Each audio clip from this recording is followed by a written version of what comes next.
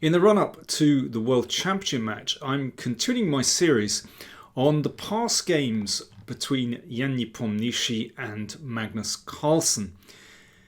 Remember, their first World Championship game will begin on Friday the 26th of November. So let me see, what's the date today? We've still got about a month to go before the match starts.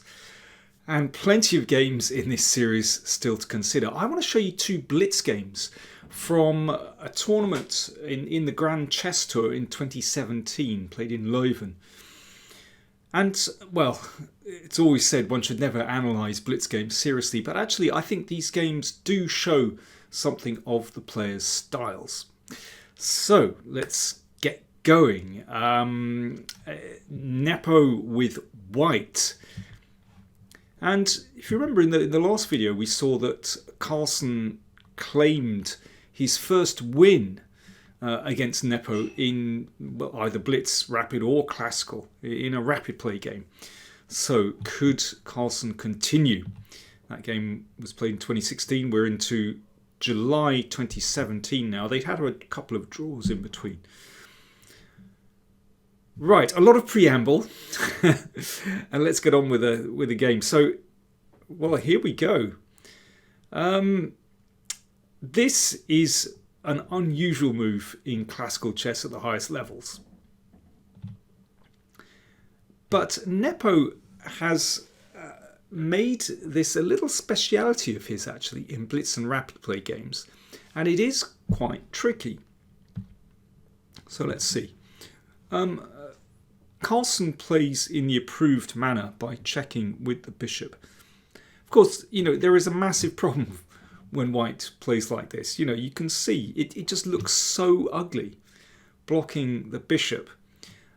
And, black has plenty of time to develop and to strike against the queen. However, for example, Morozevich has played like this. He had a period where he managed to do this and got his queen to g3 and somehow sort of straightened everything out. Well, let's see. As I said, Nepo has made a speciality of this system with white. So here's one of the advantages of playing the queen out early, that white gets to castle queenside very quickly. So it's a sharp position, and the rook obviously opposite the queen. That's quite nice. But here we see the problem with this whole system is that the queen is actually very poorly placed on e3. So Carlsen is playing the approved way against this system. And here, previously, Nepo has played, for example, queen g3 against Ding. But this is a good move. Rook takes e4. Ding knew what he was doing, although Nepo actually managed to win that game. I mean, this game just got really random. What is that rook doing on g4? And, I think that says something about Nepo's style. He quite likes these positions that actually are seemingly very chaotic. And, this game lurched on like this, g4. And, well, in a blitz game, that's what you want. You want to put pressure on your opponent. It's a crazy position, and Nepo managed to chalk that one up. It's already actually in some ways quite a difficult position for white. Queen g3 gives up a pawn. It's not that great, but it is chaotic.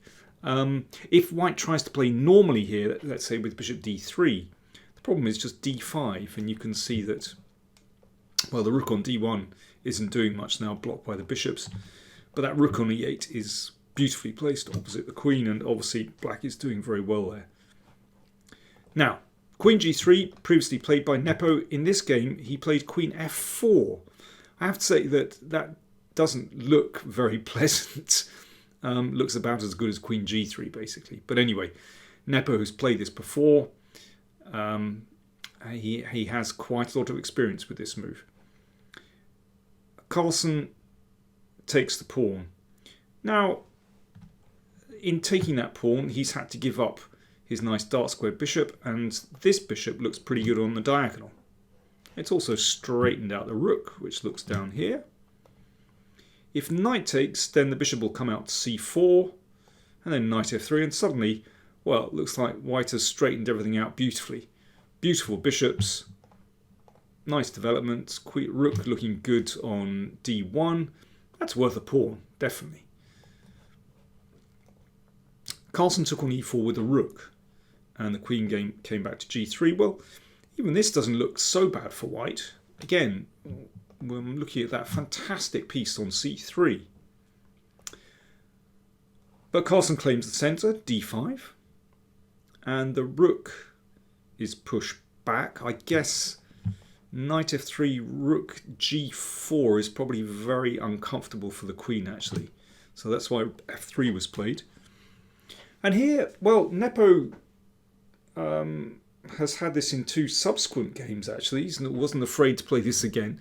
He played this against, he lost against Anand, and he defeated Aronian. There we go. Interesting. Both Anand and Aronian played rook e6, which is the computer move.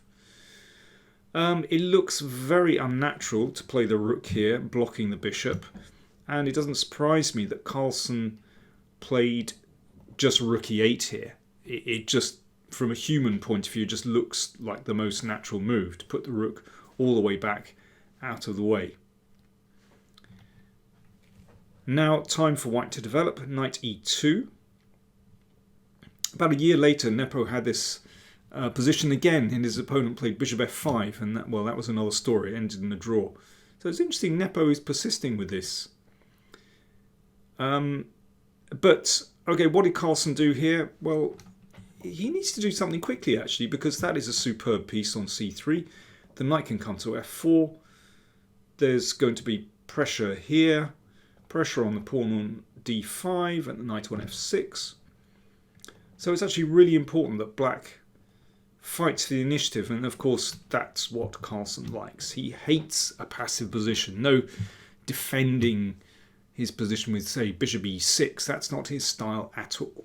a5, he is fighting for the initiative. And I suspect if a3 here, well, there's a couple of moves. You could just go b5 and b4. That's interesting. Or you could just go knight b4 and give up a piece. I suspect that's what Carlsen might have done, and particularly in a blitz game. And something similar now happens, actually. Knight f4, very natural from Nepo. And frankly, I wouldn't expect to move from like a3 from him because, you know, he likes the initiative as well. And now knight b4, it's like both sides are kind of ignoring each other. It's a game of chicken. They're just going straight on with their own plans. And the knight threatens the pawn. White certainly doesn't want to take here, giving up that bishop. And then opening up the file. That doesn't look right. If king b1, there's a problem with that. Bishop f5, and that now attacks this pawn. So, you know, black looks pretty healthy there. So after knight b4, Nepo took on f6. Queen f6.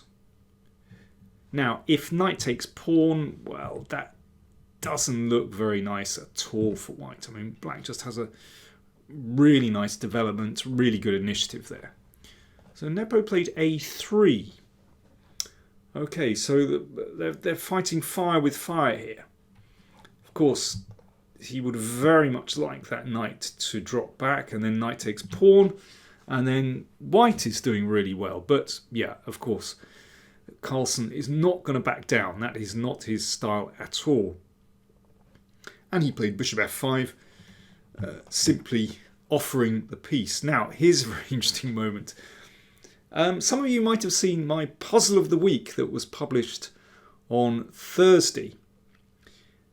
And that was an amazing idea that Maxime Vachier-Lagrave overlooked in one of his games. And there's an echo of that in this position, just by chance. So here Nepo actually took the knight. But let's just have a look at bishop d3 covering here. I mean, it's not a very good move for all kinds of reasons. But watch this. Of course, I mean, black can just exchange here, and black is on d3, and black is a piece. Black is a pawn up. But watch this. There's a beautiful idea. Think of that solution in the puzzle of the week. Rook e2. Great idea. Attacking the pawn. And if pawn takes, notice rook a1 mate is threatened. The rook covers this square, and queen a6. Definitely not as spectacular as the position in Maxim's game, but still, it's basically the same idea with the rook covering the escape square. I'll show you that puzzle right at the end of this game, actually, just so you can see the similarity. Okay, anyway, pawn takes knight, pawn takes pawn. So now Nepo's a piece up, but Carlsen has a nice open file for the rook. In fact, all black's pieces look tremendous. In a blitz game, I would say this is overwhelming. I mean, I haven't checked exactly, but I imagine black is just winning here anyway. Knight takes, rook a1 check, and now this is absolutely decisive. Queen takes b2, because if rook takes rook, queen takes c2 is mate. And here's how the game ended. Queen takes pawn, rook takes rook. Here Nepo resigned because it is mate. Very nicely on e1. What an absolute crush. That was mate, or resignation after just 19 moves. So Carlsen in full flow there. Remember, blitz is all about the initiative, and Carlsen is such a straightforward player. You know, he's so good at taking the initiative. It's really his style. He doesn't hang around at all.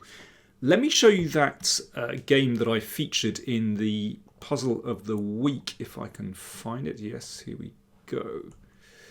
So it was a game between Pap and Vachier Le Grave, played in the German Bundesliga on the 15th of October 2021.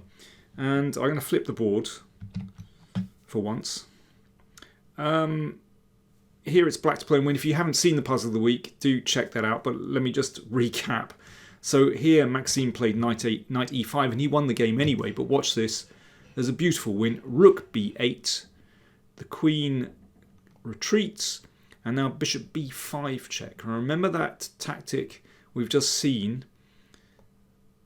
If knight takes, then rook d2 takes this square away from the king, and queen mate. And this is threatened as well. And here's the really clever one. Let's just go back to this position. Hang on. Bishop b5 check. So that's blocked. But now black can get a rook to the second rank anyway by taking rook b2, threatening mate, threatening queen h1, threatening mate on f2, covering the e2 square. And if that's blocked, then rook number 2 comes in, again threatening 2 different checkmates and covering the e2 square. And white is lost. Best that white has is to give a check. But rook b8, and that's covered by the queen. Brilliant. Queen defending and attacking at the same time, and white has nothing better than this. And, well, this is obviously lost, although white can limp on for a bit. Yeah, I just thought it was a funny coincidence that, you know, I saw the same tactic, you know, when looking randomly at an old game. So there we go. Carlsen fighting back in his record against Jan Nepomniachtchi. That game was from 2017, and I'm going to show you another blitz game from the same tournament in the next video. Thanks for watching.